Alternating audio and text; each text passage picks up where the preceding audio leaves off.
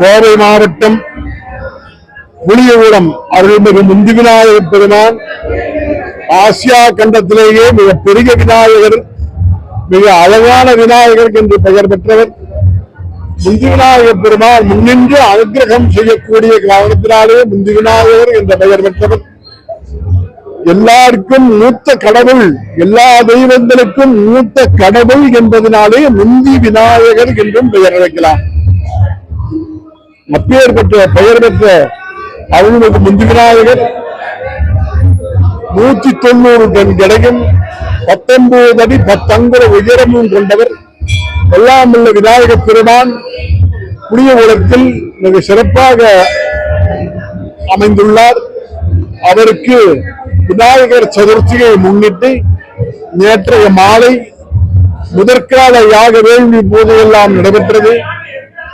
இன்று அதிகாலை சரியாக 3:30 மணி அளவிலே 2ஆம் கால யாக வேள்வி பூஜை நடைபெற்று அதனைத் தொடர்ந்து விநாயகருக்கு 11 வகையான திரவியங்களினாலே அபிநயங்கள்லாம் நடைபெற்று விநாயகர் பெருமானுக்கு சந்தன காப்பு அலங்காரம் செய்யப்பட்டு கிரீடம் அமைக்கப்பட்டு 4 டன் மலர்களினாலே அலங்காரங்கள் எல்லாம் செய்யப்பட்டு ராஜ அலங்காரத்தில் விநாயகர் காட்சி வருகின்றார். எல்லாம் உள்ள முந்தி விநாயகர் பெருமான் விநாயகர் சதுர்த்தி அவதார நாள், அவருடைய பிறந்த நாள், அவதாரம் எடுத்த நாள் என்று என்கிறனாலேயே அவர்களுக்கு முந்தி விநாயகர் பிறந்த நாள். அதனால்தான் விநாயகர் சதுர்த்தி கொண்டாடுகின்றோம். முந்தி விநாயகர் பெருமான் அழகாக காட்சியிருந்து கொண்டிருக்கின்றார்கள். டிவியை பார்த்திருப்பீர்கள்.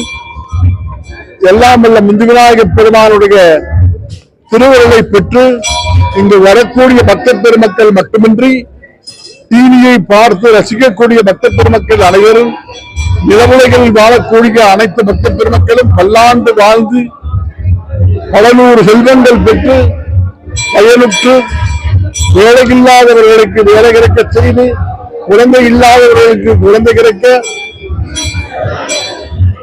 கல்யாணமாகாதவர்களுக்கெல்லாம் கல்யாணமாகி வம்சம் தலைத்து வாழையடி வாழையாக திகழ்ந்து எல்லாம் அல்ல ஆண்டவனுடைய அருளாலேயே பல்லாண்டு வாழ வேண்டும் என்று இறைவனுடைய திருவடியை வேண்டி வணங்கி கேட்டுக்கொள்கிறேன். நன்றி, வணக்கம்.